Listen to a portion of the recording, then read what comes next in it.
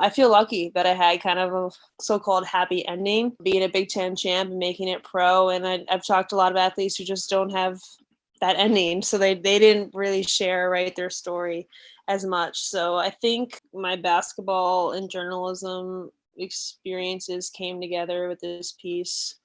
Like, I think just being able to help somebody, like, be more vulnerable, ask for help, be proud coming out of a therapy session, and the fact that you got yourself help, like, don't suffer in silence. That's just what I wanted to do.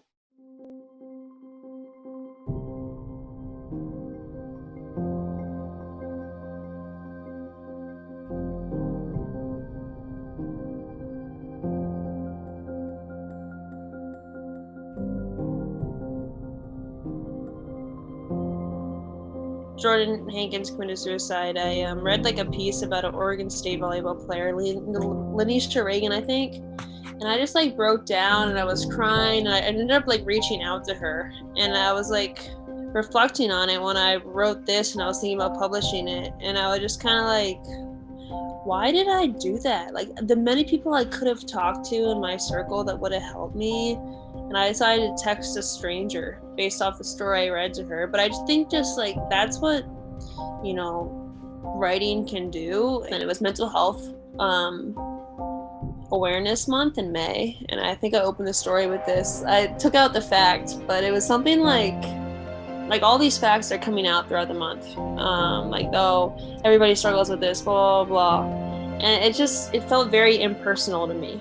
And I was just resharing these posts on my Instagram story. I was like, this is doing nothing. Also, because I started writing the story around this time, and like, it was nowhere near doing it for publication. And I was like, what am I hiding here? Like, behind reposts of stories, hoping people might put it together, and writing this for class. I was like, if I'm hearing a leader and like one of the faces of Northwestern Athletics, Clayton Thorson, talk about this, like, I need to, especially in this time of isolation where who knows what people are going through. So it was kind of like, wow, I guess I can be, like, I looked up to certain athletes as an underclassman, maybe that person for somebody else, as Clayton is to me now. Our trainer, someone she worked with in the past, had struggled with mental health and just told, somebody else who reposted it, how much it meant to her. And like, thank you so much for sharing your story. I heard from a girl I used to babysit who had to be hospitalized a few times, and her mom just said, thank you for sharing your story.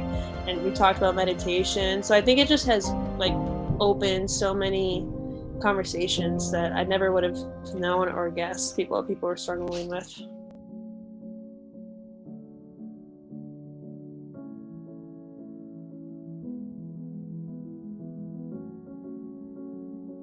Probably should, I guess, be actively seeking someone, but I haven't, like I said, it hasn't been made available to me. And I've heard similar things from like WNBA players. You hear about that Kevin Love push. Now every NBA team has a therapist or a sports psychologist available. But I think a lot of the other non-big time sports, it's not quite there yet. So particularly in the college environment, it's much harder to really advocate for yourself. But I think we have a responsibility now, like, to continue advocating for ourselves. The Big Ten now has this 31 cabinet mental health who's looking out for these things, and how can we best equip our student athletes.